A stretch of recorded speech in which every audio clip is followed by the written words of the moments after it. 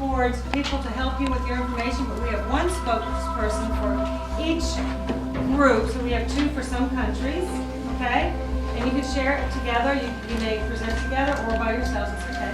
You can call on people in your group to help you with facts. And you're going to explain to and inform Mrs. Moulton and I, who are the administrators for the UN, who are working towards revising and revamping our definition of refugees in 2007 and revising our policies, because the last time they were written, it was 1951.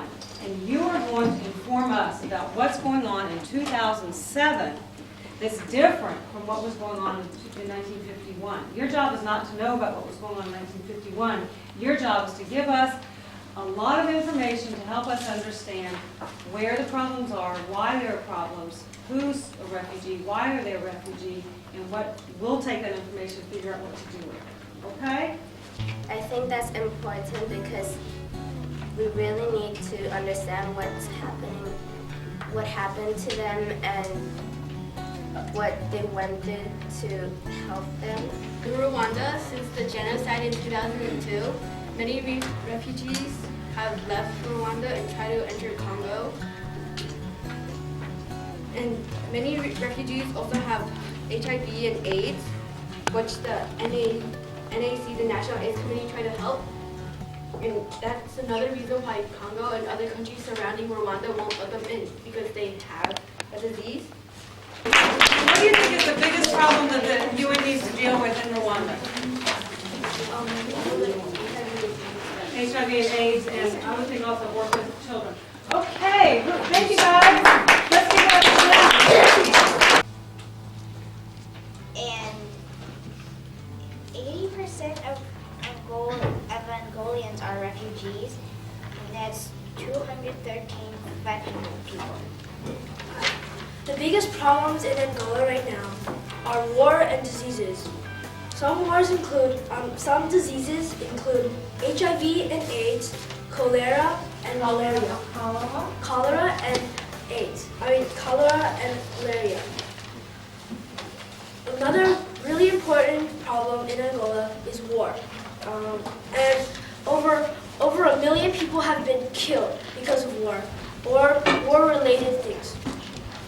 Also, 50% of the world, 50% of Angola have been dislocated.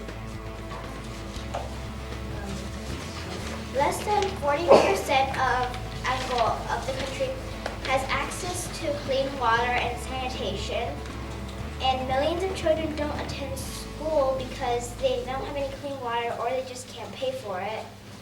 Almost 1/3 of the kids from 5 to 14 are working. More than 1 out of 10 children have lost one or both parents, and 43,000 are separated from their family. Before we start, I want to ask you a very important question. Can you think about a relationship between cholera, malaria, and the water problem? They don't have fresh water, and they have a problem with cholera and malaria. Do you know the relationship? Mosquitoes are attracted to water, so they can lay their eggs there. Okay, so it creates more mosquitoes. Very good.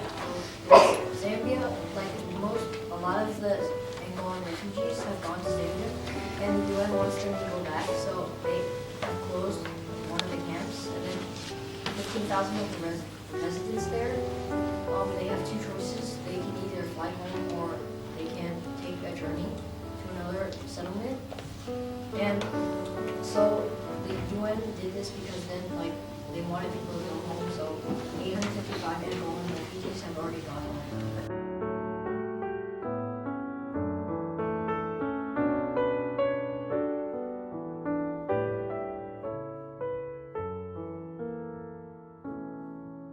Democratic Republic of Congo, also known as DRC, has gravely worsened the well-being and livelihood of children and women throughout the country. As a result, an estimated amount of 3.3 million Congolese have lost their lives due to this. Some 1.9 million children suffer from malnutrition. Over 5.2 million children receive no education, and 400,000 of them are internally displaced. Less than 30% of the population has access to basic health. Our United Nations employee has decided not to change the definition of the United Nations definition of refugees because it already fits our refugees in Congo.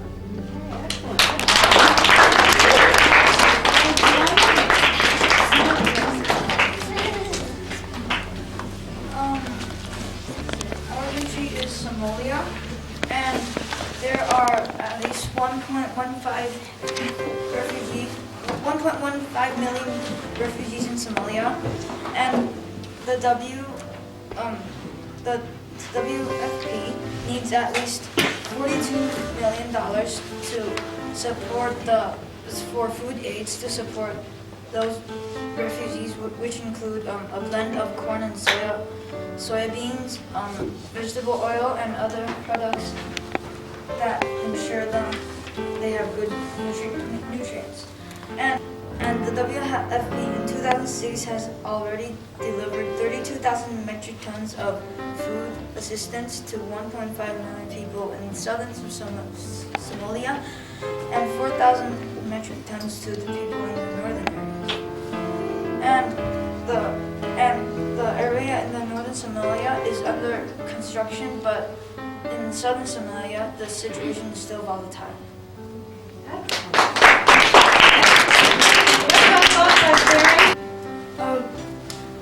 It's estimated about 92,000 patients are with only one doctor. How many? 92,000 patients with one doctor. Wow. And then also 100,000 Angolans die because of Landmark. Wow. Okay. All righty. And what did you hear in terms of what refugees have in common? When you went around and talked to each group, what did you hear that you thought, yeah, that's true for me too? Yeah, a lot of refugees don't have their parents. Who don't have their parents.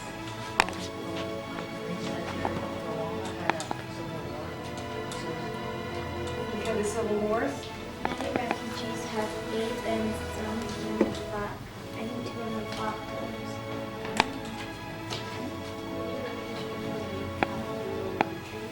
Trapped in their own country? Yep. Okay. And did you notice geographically that they have some commonalities in the countries that you researched? What did you notice? They're next to each other. They're next to each other. So I'm thinking maybe you need to do more about somehow creating some kind of peace among those. All right, guys, you did a great job. Thank you.